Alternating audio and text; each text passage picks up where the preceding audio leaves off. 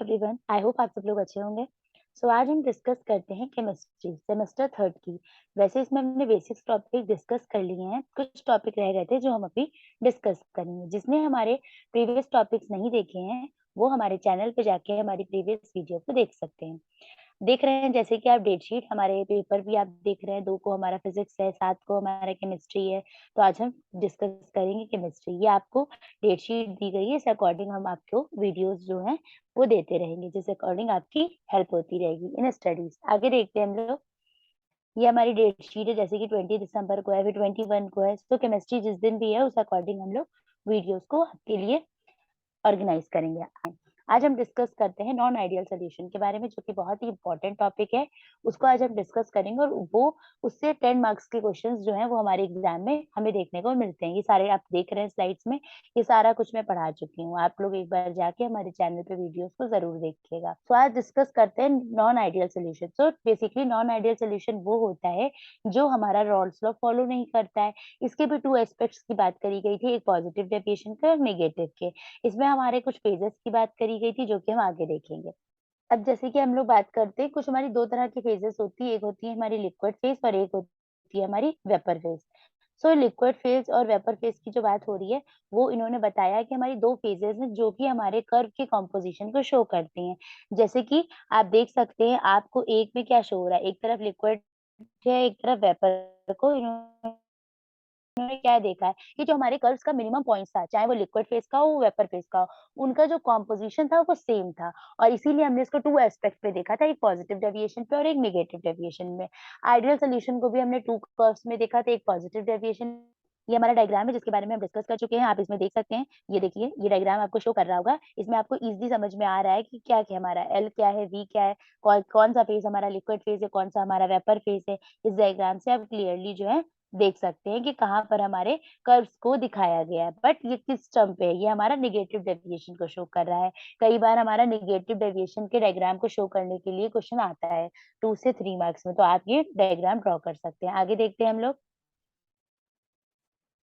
अब इन्होंने एक चीज़ और बताई है कि जो हमारे बॉइलिंग पॉइंट्स होते हैं, मतलब हमारे जो भी मिक्सचर है उसके कोई भी कंपोनेंट के बॉइलिंग पॉइंट है या कुछ भी हमारा डिस्टिलेशन है या कुछ भी तरह का कंपोनेंट्स अगर हम यूज़ करें, तो वो सारे हमारे किस पे इफेक्ट देते हैं, वो हमारे कर्व पे भी इफेक्ट देते हैं। इन्होंने ये बोला है कि अगर हम तो जैसे कि हमने फ्रैक्शनल डिस्टिलेशन या आइसोट्रोपिक डिस्टिलेशन ये सब पढ़ा होगा, तो हमने इसमें देखा होगा कि कैसे कंपोनेंट्स की सेपरेशन होती है और वो सेपरेशन ऑफ कंपोनेंट हमारे क्या बताते हैं, हमारे कैसे-कैसे इफेक्ट पड़ रहे हैं हमारे कॉम्पोजिशन पे, उसके बारे में डिस्कस करते हैं।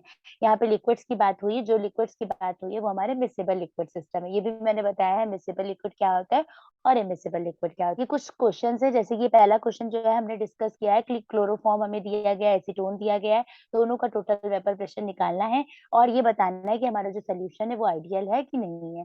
ये मैं डिस्कस कर चुकी हूँ। 5th वाला थोड़ा-सा नया है, ये बता देती हूँ। इन्होंने बोला है क्या हमारा कोई भी बाइनरी सोल्यूशन रॉल्स लॉ को फॉलो करता है और उसके लिक्विड की जो भी फेजेस है उनके कंपोजिशन सेम होते हैं कि नहीं।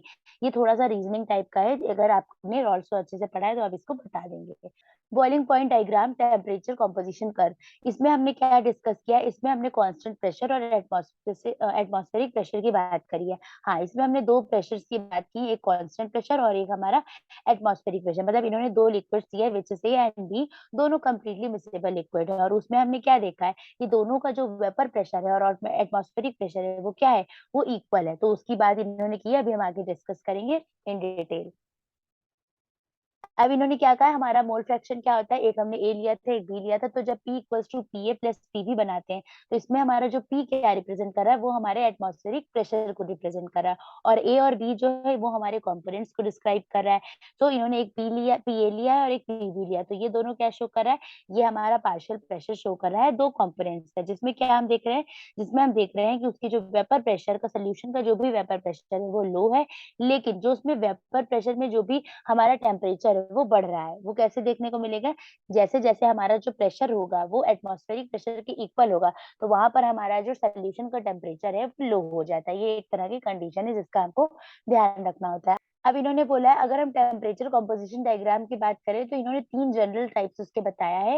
वेपर प्रेशर कंपोजिशन की डायग्राम में 3 जनरल टाइप्स बताए गए हैं, जो कि हम अभी देखेंगे। पहली बात तो इन्होंने बॉइलिंग पॉइंट कंपोजिशन कर्व की बात पहले हम लोग कर चुके हैं, बट यहाँ पर जो इन्होंने 3 बात करी वो इन्होंने ये कहा है कि एक हमारा AB टाइप का लिक्विड हो सकता है, वो हमारे मिसेबल भी हो सकते हैं, एक इमिसेबल हो सकते हैं और एक हमारे कंप्लीटली मिसेबल भी हो सकते हैं।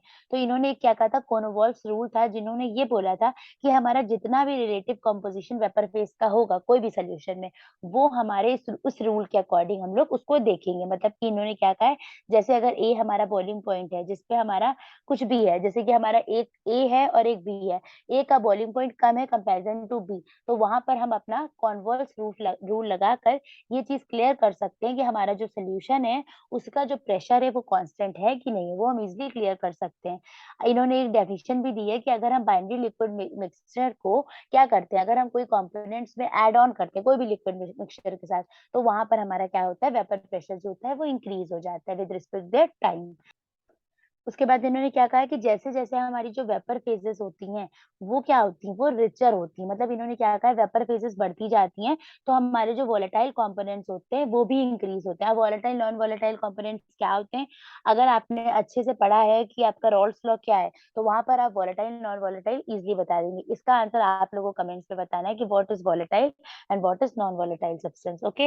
या फिर कंपोनेंट्स भी कह सकते हैं। यहाँ पर इन्होंने क्या कहा है, जो हमारे 2 वेपर फेजेस दी गई हैं, एक कांस्टेंट टेम्परेचर पे दी गई है और एक कांस्टेंट प्रेशर पे, जिसका इन्होंने डिस्कशन किया है और इन्होंने ये भी बोला है कि ए हमारा मोर वोलेटाइल होता है देन बी।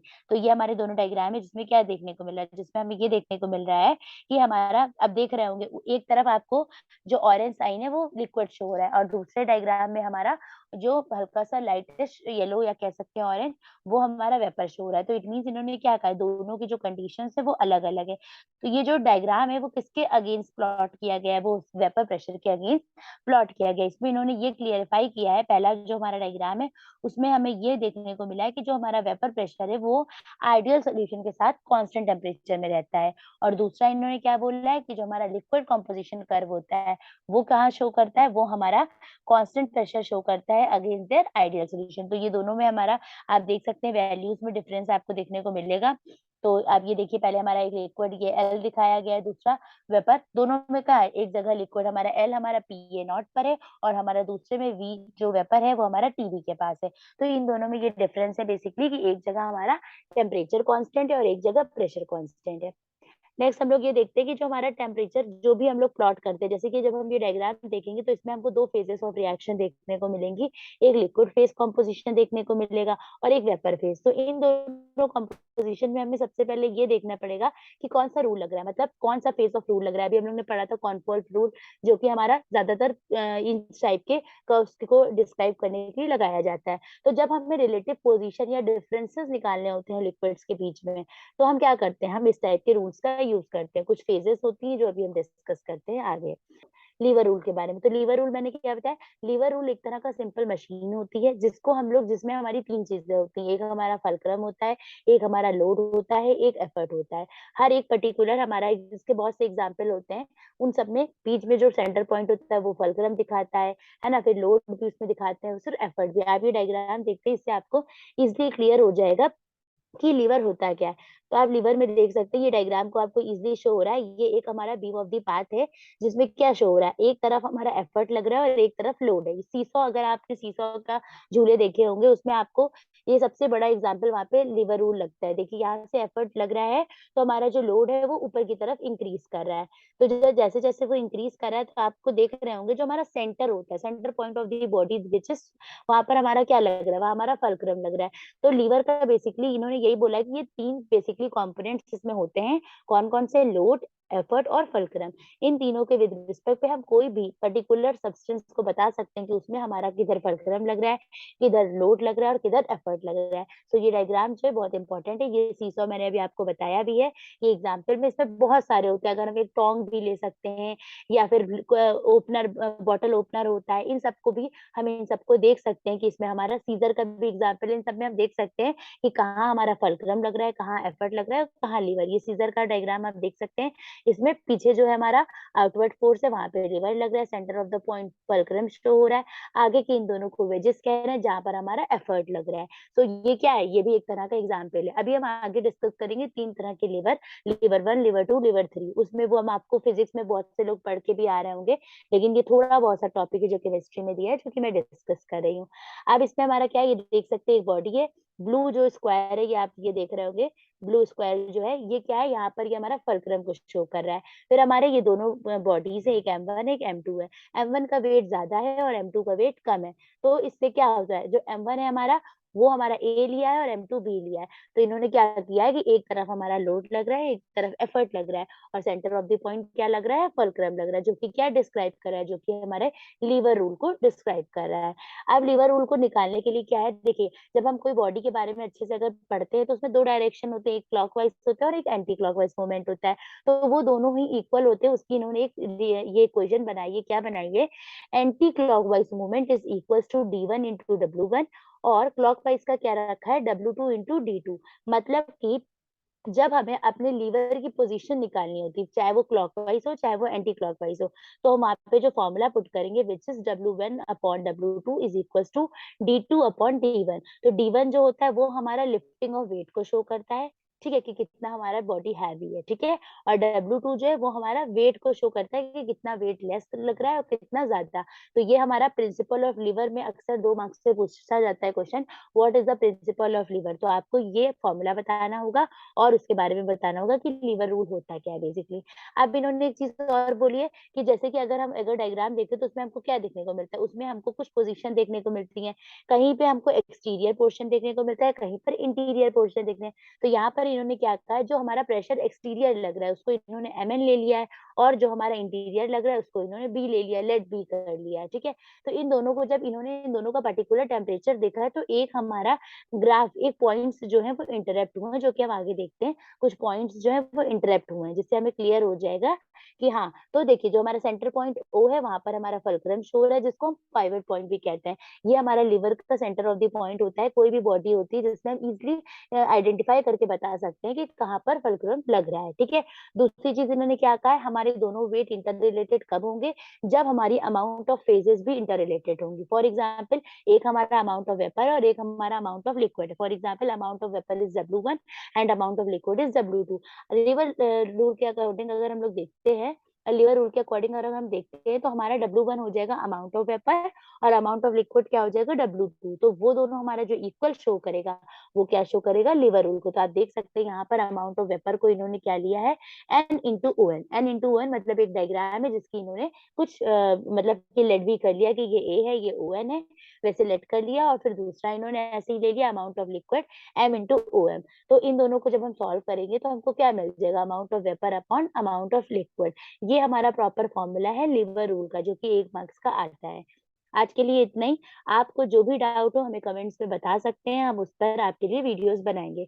जिसने भी हमारी प्रीवियस वीडियो नहीं देखी है, वो हमारे चैनल पे जाके प्रीवियस वीडियो देखे। और ये जो लिवर रूल टॉपिक है, इट्स वेरी इंपॉर्टेंट। ये हमारा 2 से 3 नंबर में आता ही है, तो इसको अच्छे से पढ़िएगा। बाकी आपको जो भी क्वेरी हो कमेंट सेक्शन में बता सकते हैं। Thank you.